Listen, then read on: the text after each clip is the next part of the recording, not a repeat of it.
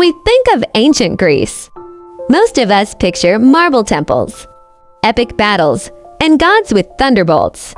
But there's a quieter, more human story hiding in the shadows of that classical grandeur, a story about curiosity, adaptation, and the way humans try to understand themselves. Ancient Greeks weren't just warriors or politicians. They were, in a very real sense, pioneers of the human mind. They stared at the world and asked questions that most of us take for granted today. Why do we exist? How should we live? What makes something beautiful?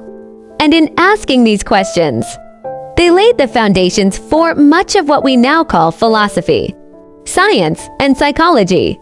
Consider this: in a time before microscopes, electricity, or modern medicine, Greek thinkers like Hippocrates looked at the human body and began to search for patterns in disease.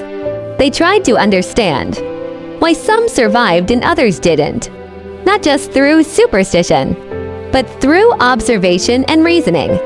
They were early explorers of human survival, not just in the wild, but in society, politics, and ethics. And then there was their obsession with the mind. Plato, Aristotle, and Socrates didn't just debate abstract ideas, they debated human behavior. They wondered why people act against their own interests, why fear can paralyze us, why love and envy can drive civilizations to rise or fall. In a way, the Greeks were doing what humans have always done, trying to decode themselves.